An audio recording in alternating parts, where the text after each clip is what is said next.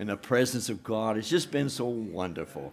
You know, when you get with God's people, there's just something about it that there's just no way that you can get around it. Now, I'm happy to have my wife with me tonight. And I'd just like for her to stand so I can show you. This is my wife, Sis Loice.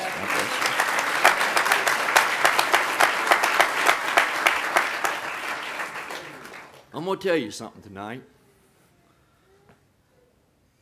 that not a person that I know, not very few people that I know that knows. But I've never said it public before. But I believe this is a special night. When my wife was a little girl, how old was you? How old was you? Are you saying praise the Lord or 5? 5, okay, I didn't know for sure. But when she's 5, she learned how to tie her shoe. It took her husband till he was about 50 to know how to tie a shoe. But anyway, she said she was tying her shoe.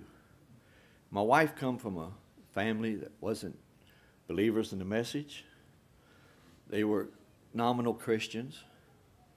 And then they got away from the Lord. But she said she learned how to tie her shoe, Brother Stricker. And she's sitting underneath of a poplar tree. And she says when she did, she was so excited that she knew how to tie her shoe. And she said she wanted to run home and tell her mother she knew how to tie her shoe. And she said as she stood up, she said she looked up in the sky, and there was a face looking down at her. And she said she ran to the house and says, Mom, Mom. She forgot about tying her shoe. She said, come out.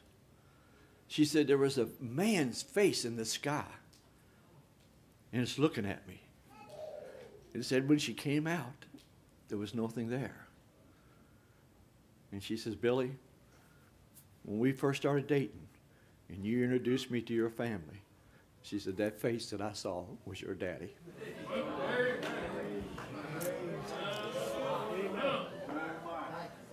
Jesus Christ, the same yesterday, today, and forever. Like I said, I'm not a preacher, but I'm a Christian. My daddy said, I'd like for you to be a preacher, Billy. He said, but God has to call you for that. He says, but if you're not going to be a preacher,